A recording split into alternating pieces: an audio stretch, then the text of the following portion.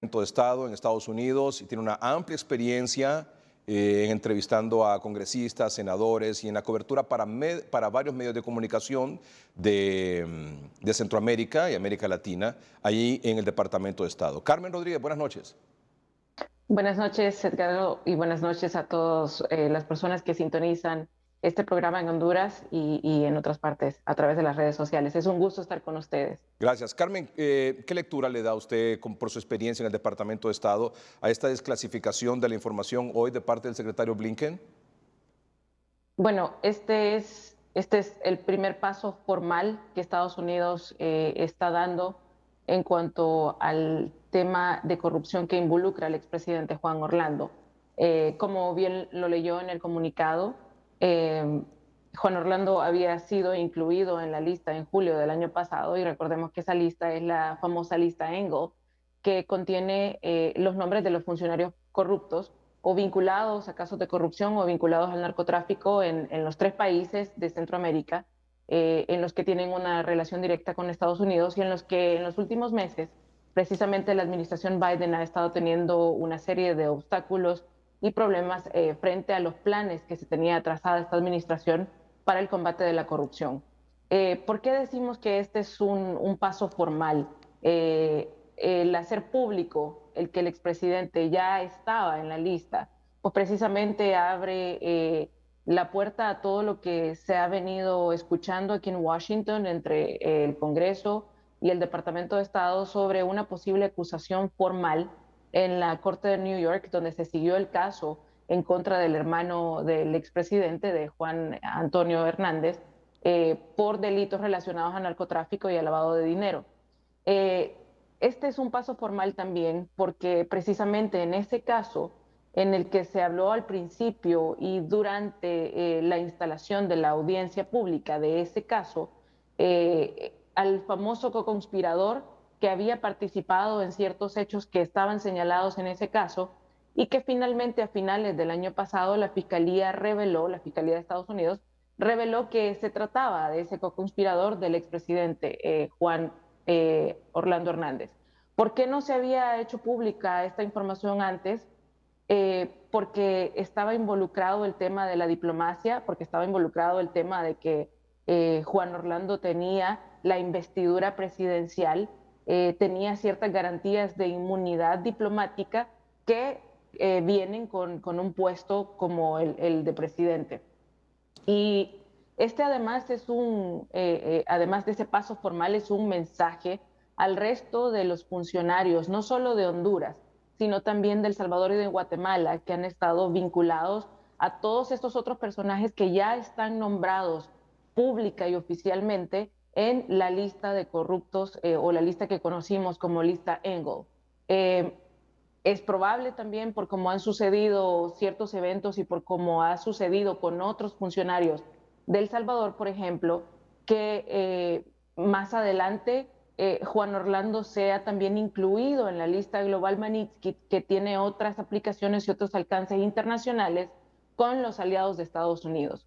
El hecho también de que la congresista Norma Torres, incluso este día, minutos después de la oficialización de esta noticia, también se adelantara a decir que el siguiente paso es la acusación formal en contra del expresidente, abre también esa puerta a la discusión de que es muy probable que veamos antes de lo previsto o antes de lo que se había hablado aquí en Washington sobre la posible acusación en contra del expresidente en la Corte de Nueva York.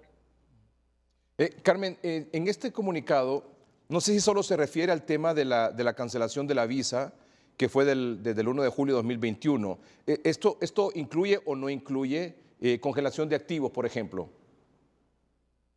Cada documento y cada listado de funcionarios corruptos tiene ciertas especificaciones. Recordemos que la lista Engel principalmente está enfocada en la cancelación de la visa y en la restricción del ingreso a Estados Unidos de la circulación. Pero al mismo tiempo, la lista Engel ordena que se advierta a personas naturales de Estados Unidos, a compañías de Estados Unidos que tienen cierta actividad o cierto trabajo en los países en donde estos funcionarios están ejerciendo o han ejercido, para que se abstengan de realizar cualquier actividad comercial con estas personas que están señaladas en la lista. Si bien el comunicado, Edgardo, no menciona específicamente sobre la cancelación de los activos, es muy probable que para este momento, si el expresidente tenía o tiene activos en Estados Unidos, estos ya están siendo impactados por esta medida. Normalmente el Departamento de Estado informa al Departamento del Tesoro sobre esta acción y es el Departamento del Tesoro el que toma la decisión y posteriormente que se hace público. Esto es, digamos, como el procedimiento normal. Pero en la práctica es muy probable que ya estos activos estén congelados o estén ya bajo la investigación. Este es el Departamento de Estado, esta es una cosa, otra cosa es el Departamento de Justicia. Por lo que usted hacía referencia, por su experiencia, por lo que decía la congresista Norma Torres también hoy, ¿cree usted que habrá una solicitud, una acusación por parte del Departamento de Justicia en los tribunales de Nueva York contra el presidente Hernández? Según lo que nos han comunicado algunas fuentes en el Departamento de Estado y en el Departamento de Justicia, sí habrá una acusación. No se puede precisar cuándo, y esto es algo de lo que se venía hablando aquí en Washington entre estas fuentes desde antes, aproximadamente desde noviembre, desde antes de que se realizaran las elecciones. Y precisamente también se habló y algunas fuentes señalaron que este fue un tema de los temas principales que trató de cerca la vicepresidenta Kamala Harris, que recordemos que es quien lidera el Task Force encargado y enfocado en el combate a la corrupción en los 3 países del Triángulo Norte, que trató con la presidenta Xiomara Castro. Hay detalles de estos temas específicos que por lo delicado de la información y por la complejidad de los casos y por la complejidad de las repercusiones diplomáticas que puede tener en una relación diplomática entre, por ejemplo, Estados Unidos y Honduras, que esos detalles no se hablan públicamente o que esos detalles no se saben hasta que el Departamento de Justicia, en este caso, porque como lo menciona Edgardo, hay una diferencia entre las acciones que toma el Departamento de Estado y las acciones que toma el Departamento de Justicia, que ya están enfocadas en acusaciones formales ante las cortes del país. Usted decía hace unos minutos, este es un mensaje también, no solo, es decir, además del anuncio que se ha hecho, en este caso dirigido contra el expresidente Hernández, pero también es un mensaje para otros funcionarios de su gobierno, y eso incluye también para los funcionarios del actual gobierno. Para los funcionarios que están vinculados con los casos de corrupción a los que se vincula el expresidente Juan Orlando Hernández, para los funcionarios que ya están señalados en las listas, es un mensaje también para los funcionarios de los gobiernos de El Salvador y de Guatemala. Recordemos que en cuanto al gobierno de El Salvador hay 2 funcionarios de alto nivel del gobierno salvadoreño que han sido vinculados a casos de corrupción que tienen que ver con fondos de cooperación financiera que envió Estados Unidos al país y de los que se especula también que pueden ser acusados penalmente en la Corte de Nueva York. Entonces, el mensaje general va hacia todas las personas que han colaborado en actos de corrupción en los que están directamente vinculados los funcionarios como el expresidente que ya están señalados en estas listas públicamente. Y el mensaje también es para los otros funcionarios que participaron en acciones antidemocráticas que venía señalando Estados Unidos desde que la nueva administración Biden tomó posesión. Según el tratado de extradición entre Honduras y Estados Unidos, una persona que tiene un proceso en los tribunales de justicia en Honduras no puede ser extraditado.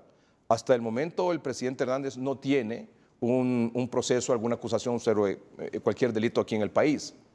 Se aprobó aquí en el Congreso Nacional la semana anterior un decreto para que, solicitando al Ministerio Público que acuse y le da la potestad a cualquier ciudadano que acuse a cualquier persona vinculada con el tema de la violación a la Constitución en la reelección presidencial. En el caso que eso llegase a ocurrir y alguien presentara una acusación contra el presidente Hernández, no podría ser extraditado.